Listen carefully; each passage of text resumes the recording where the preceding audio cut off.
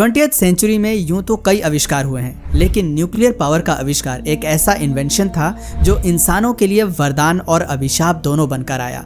आज कई फील्ड्स में न्यूक्लियर रिएक्टर्स की मदद से एनर्जी जनरेट की जा रही है, लेकिन इन रिएक्टर्स में कई बार ऐसे हादसे हुए हैं जिनके कारण मासूम लोगों को अपनी जान गंवानी पड़ी। कई ऐसी न्यूक्लियर मिस्ट्रीज भी हैं जिनके रहस्य आज तक नहीं सुलझ पाए हैं। आज हम 5 ऐसी न्यूक्लियर मिस्ट्रीज के बारे में बात करेंगे जिनके बारे में जानकर आप भी शॉक हो जाएंगे। मिस्टीरियस स्नोफॉल इन जुलाई 1945। साल 1945 में अमेरिका के मेक्सिको शहर में एक अजीब घटना देखने को मिली।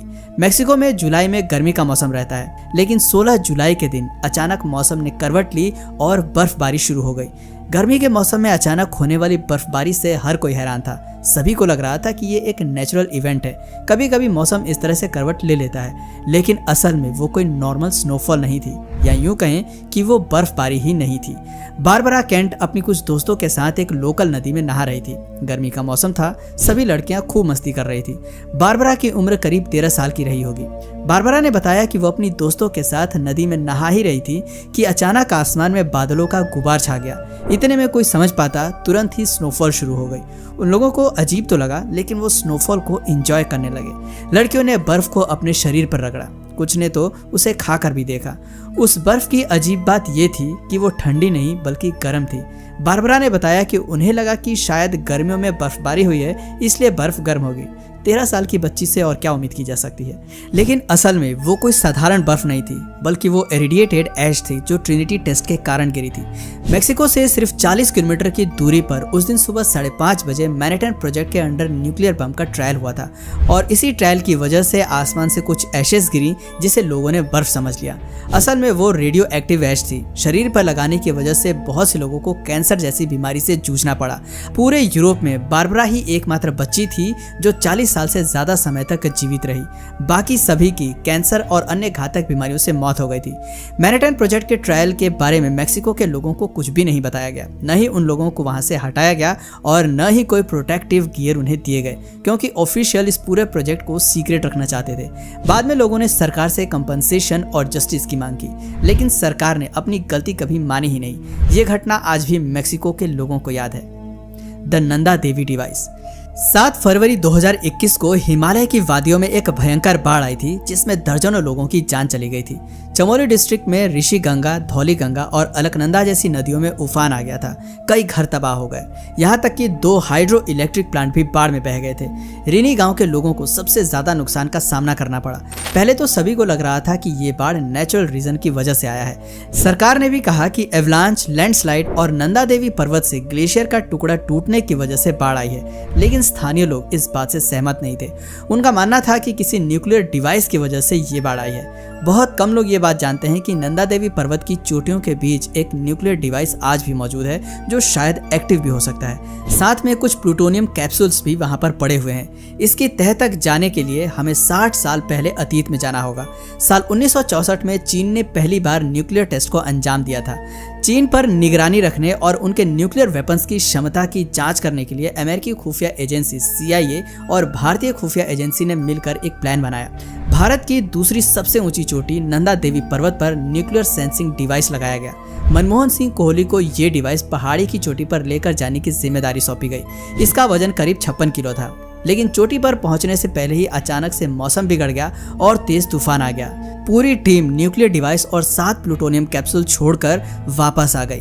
बाद में जब टीम दोबारा गई तो उन्हें वहां कोई भी डिवाइस नहीं मिला।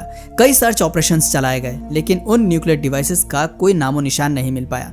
ऐसा माना जाता है कि आज भी नंदा देवी की चोटियों में बर्फ के नीचे वो डिवाइसेस दबे हुए हैं। अगर वो गलती से हिमालय पर्वत से निकलने वाली नदी के संपर्क में आते हैं तो वो पानी रेडियो एक्टिव हो जाएगा और करोड़ों लोगों की जान जा सकती है। एक्सपर्ट्स का कहना है कि वो डिवाइस 100 सालों तक एक्टिव रहने वाले थे और अभी 40 साल और बचे हैं। स्थानीय लोगों का कहना है कि उनमें से किसी डिवाइस की वजह से ही 2021 में भयंकर बाढ़ आई थी और सरकार इसे लगातार इग्नोर कर रही है। सरकारी बयान में बाढ़ का कारण ग्लेशियर टूटना ही बताया गया। Atomic city love triangle. World में अब तक कई न्यूक्लियर डिजास्टर्स हो चुके हैं, लेकिन अमेरिका में हुआ पहला न्यूक्लियर डिजास्टर अपने आप में काफी इंटरेस्टिंग था। 3 जनवरी 1961 में अमेरिका की एटॉमिक सिटी इडाहो के शहर में यह हादसा हुआ था और यह इंसिडेंट एक लव ट्रायंगल की वजह से हुआ था। जैक बर्न्स, रिचर्ड मैकनेल और रिचर्ड लेग न्यूक्लियर रिएक्टर को ऑपरेट कर रहे थे। तीनों ने बहुत ज्यादा शराब पी रखी थी और इसी दौरान तीनों के बीच में किसी बात को लेकर कहासुनी हो गई। तीनों में झगड़ा हो गया। तभी जैक बर्न्स की पत्नी का फोन आता है और पत्नी उसे तलाक देने की धमकी दे देती है। असल में जैक बर्न्स का एक लोकल प्रोस्टिट्यूट के साथ अफेयर चल रहा था और ये बात उसकी पत्नी को पता चल गई थी। पत्नी ने जैसे ही तलाक की धमकी दी, जैक बर्न्स का दिमाग सनक गया। उसने न्यूक्लियर रिएक्टर की कंट्रोल रॉड को जरूरत से ज्यादा खींच दिया। ये रॉड 10 सेंटीमीटर तक खींची जानी होती है। न्यूट्रॉन्स को एब्जॉर्व करने और रिएक्टर के सेफ ऑपरेशंस के लिए ये बहुत जरूरी होती है। जैक बर्न्स ने उस रॉड को 50 सेंटीमीटर तक खींच दिया, जिसकी वजह से आर्मी के न्यूक्लियर रिएक्टर में एक जोरदार धमाका हुआ और आग लग गई। अनकंट्रोल्ड चेन रिएक्शन शुरू हो गया और इस हादसे की वजह से 3 लोगों की जान चली गई। तीनों ही लड़कों की उम्र 30 साल से कम थी। इस तरह से इस लव ट्रायंगल की वजह से अमेरिका के इतिहास का पहला न्यूक्लियर इंसिडेंट हुआ था। Missing yellow cake. यह घटना नवंबर 1968 की है, जब करीब 200 टन येलो केक गायब हो गया था। यहाँ पर येलो केक का मतलब यूरेनियम के पाउडर फॉर्म से है, जिसका इस्तेमाल न्यूक्लियर प्रोग्राम में किया जाता है। अमेरिका के UNR हार्बर से एक कार्गो शिप में 560 ड्रम येलो केक लोडेड थे। उस कार्गो शिप को इटली जाना था। करीब $4 मिलियन का यूरेनियम उस जहाज में मौजूद था। बात सिर्फ पैसों की नहीं थी, बल्कि ये यूरेनियम बहुत ज़्यादा पावरफुल और डेंजरस भी था। येलो केक इटली पहुंचने से पहले तुर्की में फ्यूलिंग के लिए रुका। तभी पता चला कि जहाज से 200 टन येलो केक गायब है। देखते ही देखते ये न्यूज़ चारों ओर फैल गई। वर्ल्ड मीडिया ने भी इस पर गौर किया। यहाँ पर पूरे वर्ल्ड की सेफ्टी का सवाल था, क्योंकि 200 टन यूरेनियम से पूरी दुनिया खत्म की जा सकती है। एक अंडे के बराबर यूरेनियम करीब 88 टन कोयले के बराबर एनर्जी प्रोड्यूस कर सकता है। इससे आप अंदाजा लगा सकते हैं कि वो येलो केक कितना खतरनाक होगा। दोस्तों, येलो केक के गायब होने की इन्वेस्टिगेशन की गई और अलग अलग थ्योरीज निकलकर सामने आई। एक थ्योरी में कहा गया कि बेल्जियम की माइनिंग कंपनी ने वो चोरी किया हुआ यूरेनियम खरीदा और उस यूरेनियम को मिलान की एक केमिकल कंपनी को बेच भी दिया। लेकिन असल में सच्चाई कुछ और ही थी। उस यूरेनियम की चोरी के पीछे इजराइल का हाथ था।